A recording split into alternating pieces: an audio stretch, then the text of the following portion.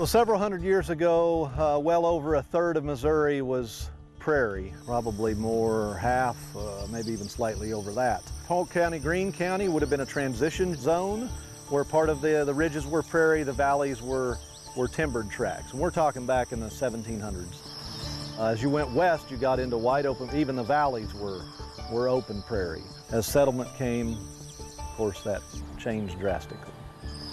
The prairie that existed pre-settlement, we were down to less than 1% of that prairie remaining.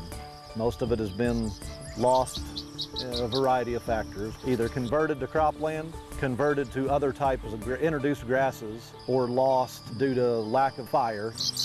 As more people settled in Missouri, fire became minimized.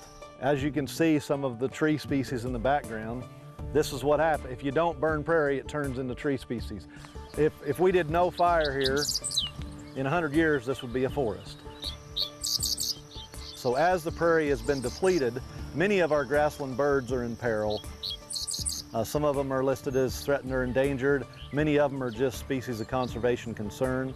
But lots of the birds associated with the grassland habitats, even though we have open acres in these counties around here, where it's fescue pasture, a lot of those bird species can't find what they need. There's a long list of birds and reptiles and amphibians, insects, prairie mole crickets are only found on remnant prairies. But without our efforts and without Missouri Prairie Foundation and Nature Conservancy, it's no doubt that some of these species probably would cease to exist, if not already, in the very near future in the state of Missouri. You know, our intention is to conserve the prairie landscape, the ecosystem. That was our original intention of purchasing these areas. But what comes along with that, these prairies have some of our best quail and rabbit populations in the state. And so they receive a fair amount of hunting pressure for those species. We get quite a few birders that utilize these areas because they are so diverse. Botanists love these areas to see some of the plants that they just won't see in any other landscape.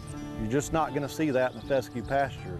That's not going to express itself anywhere else except a remnant prairie or a restored prairie.